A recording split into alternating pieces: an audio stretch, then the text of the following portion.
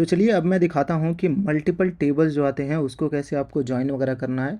तो यहाँ से जो भी मैं क्वेरी सिखा रहा हूँ, तो ये हमारा न्यू सेक्शन होगा, तो 3 पॉइंट आएंगे यहाँ से। तो यहाँ से जितनी भी चीज़ें रहेंगी वो हमारी multiple database queries, multiple tables, ये सबसे मैच होके मैं यहाँ पे एक्सप्लेन करूँगा। अब देखिए, बहुत आप लोगों ने सुना होगा इनर जॉइन क्या होता है। मैं बेसिकली आपको समझाता हूँ। तो यहाँ पे देखिए, मैंने HRDB में जाता हूँ, अपने HRDB में। तो यहाँ पे देखिए मेरे डेटाबेस में है। तो यहाँ पे HRDB में मेरे दो यहाँ पे टेबल्स हैं।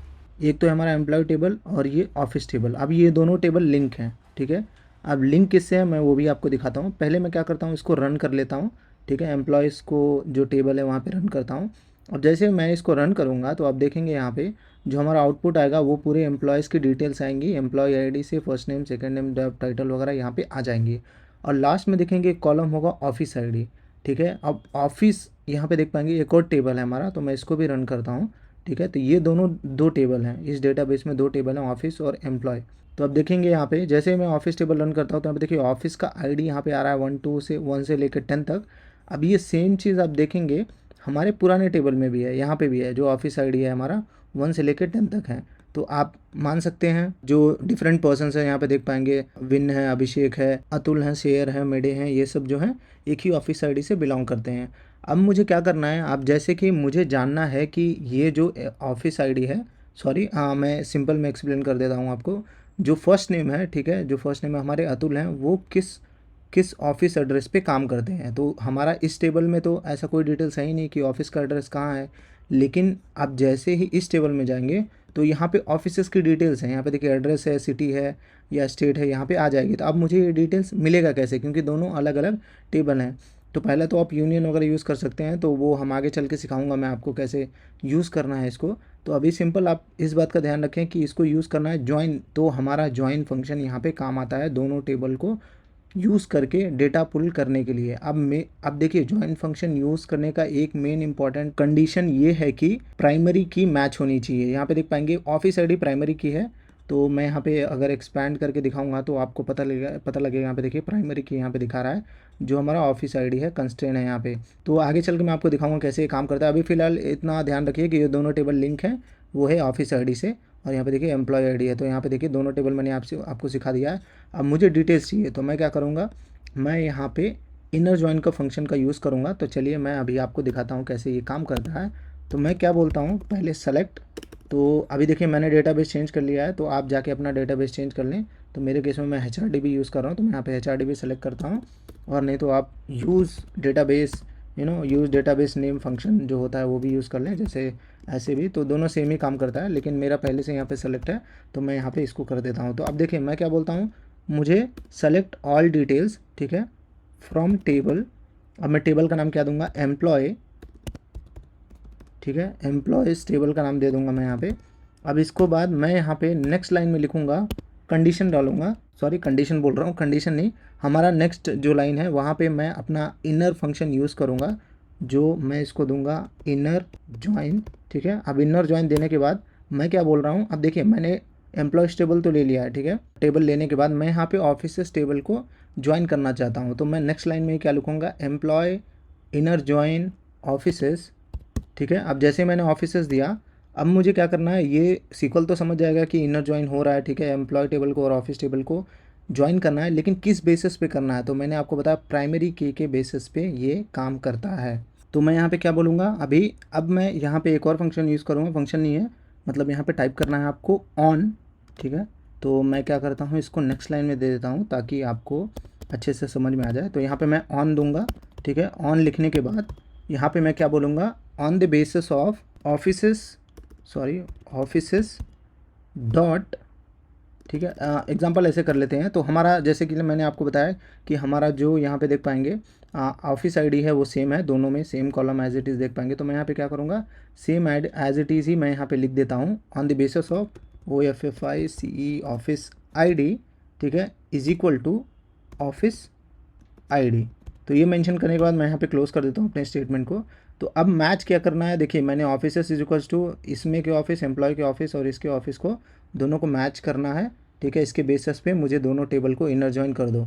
लेकिन यहाँ पे मुझे एक और चीज़ मेंशन करनी होगी, वो है हमारा ऑफिसेस, ठीक है, ऑफिसेस डॉट, अब मैं क्या बोल रहा हूँ, ऑफिसर्स टेबल से ऑफिस आईडी उठाओ और इसको ज्वाइन कर दो एम्प्लॉय टेबल के ऑफिसर्स आईडी से। तो यहाँ पे मैं इस तरीके से दे दूँगा। तो ये हमारा पूरा कमांड है। तो यहाँ पे देख पाएंगे बहुत ही सिंपल सा कमांड है। इनर ज्वाइन फंक्शन इस तरीके से काम करता है। तो ये मैच करके जितने भी कस्टमर आईडी मैच होंगे ऑफिसर से वो पूरे यहाँ पे दे देंगे, मतलब ऑफिसर्स आईडी जितने भी मैच होंगे। अब मैं जैसे इसको रन करता हूँ तो यहाँ पे देख पाएंगे हमारा आउटपुट यहाँ पे आ गया है। तो इस तरीके से ये ऑफिसर्स का यहाँ पे काम करता है। अब देखिए यहाँ पे जैसे एम्प्लॉय आईडी है, जैसे कि मैं आपको बता रहा था ऑन द बेसिस ऑफ यहाँ पे एम्प्लॉयड। अब देखिए ये जो यहाँ तक जो कॉलम है ऑफिसर्स आईडी, ये पूरी हमारी एम्प्लॉय टेबल से आ रही हैं, और ये जो तो हमारा ऑफिस आईडी से लेके स्टेट तक है ये हमारा ऑफिसर्स टेबल से आ रही हैं। तो इस तरीके से आपको इनर फंक्शन काम करता है। अब देखिए यहाँ पे मैंने पूरे डिटेल्स यहाँ पे लिए हैं, ठीक है। आप चाहें तो एक सिंगल डिटेल्स भी ले सकते हैं। तो मैंने ऑल कस्टमर, मुझे क्या चाहिए, मुझे चाहिए सिर्फ कस्टमर का फर्स्ट नेम। जैसे कि मैंने आपको बताया मुझे सिर्फ एड्रेस जानना था कि जो पर्टिकुलर एम्प्लॉयज़ हैं वो किस एड्रेस पे काम करते हैं। तो मैं यहाँ पे मेंशन करूँगा। तो मैं यहाँ पे इसको नीचे कर देता हूँ, नेक्स्ट लाइन में लिख देता हूँ मुझे चाहिए फर्स्ट नेम। तो मैं यहाँ पे कर दूँगा फर्स्ट नेम। अब उसके बाद मुझे चाहिए फर्स्ट नेम के बाद मुझे चाहिए सेकेंड टेबल से चाहिए मुझे जो है हमारा एड्रेस। तो मैं यहाँ पे टाइप करूँगा ADDRESS। अब एड्रेस टाइप करने के बाद मुझे स्टेट भी चाहिए, तो मैं यहाँ पे स्टेट भी टाइप करूँगा। अब मैं अगर इसको रन करता हूँ तो आप यहाँ पे देख पाएंगे मुझे ये डिटेल्स पूरी 1 बाई 1 यहाँ पे देखने के लिए मिल जाएंगी, जैसे कि आप लोगों को यहाँ पे दिख रहा होगा।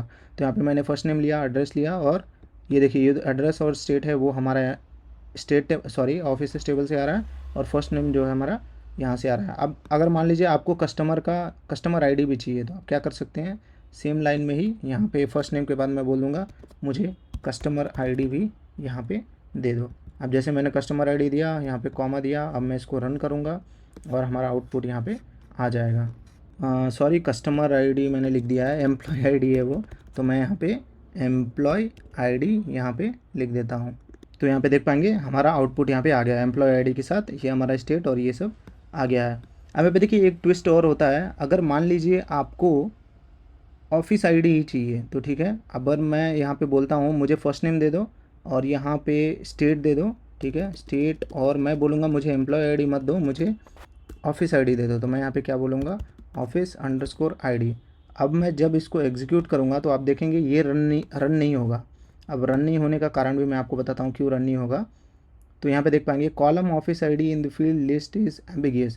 तो ये एरर क्यों आता है, क्योंकि मैंने आपको बताया अगर आप जाएंगे एम्प्लॉयज़ टेबल में तो यहाँ पे देख पाएंगे ऑफिस आईडी यहाँ पे भी है और ऑफिस आईडी यहाँ पे भी है। तो ये जब आप इनर जॉइन यूज़ करते हैं तो सीक्वल क्या समझता है कि हमको ऑफिस आईडी किस टेबल से लेना है, एम्प्लॉय टेबल से लेना है या ऑफिस टेबल से लेना है, तो ये कंफ्यूज हो जाता है। तो इसके लिए ये आपको इस तरीके का आउटपुट देता है, मतलब एरर देता है। तो अब इसका सिंपल सा सोल्यूशन क्या है, जो फ्रॉम एम्प्लॉयज़ है इसके आगे मैं कुछ वैल्यूज़ दे देता हूँ। मैं इसको एक रेफ़र कर रहा हूँ, जैसे एम्प्लॉयज़ टेबल को मैं रेफ़र कर रहा हूँ एज ए और ऑफिस टेबल को मैं रेफ़र कर रहा हूँ ओ, ठीक है। अब मैं यहाँ पे क्या बोलूँगा कि एम्प्लॉयज़ टेबल को एज ए रेफ़र कर दो और ऑफिस टेबल को एज ए ओ रेफ़र कर दो। अब मैं इस वैल्यू को भी यहाँ पे चेंज कर देता हूँ, ठीक है। तो यहाँ पे मैं लिख दूँगा ओ डॉट ऑफिस आईडी और यहाँ पे मैं लिख दूँगा ई डॉट ऑफिस आईडी, ठीक है।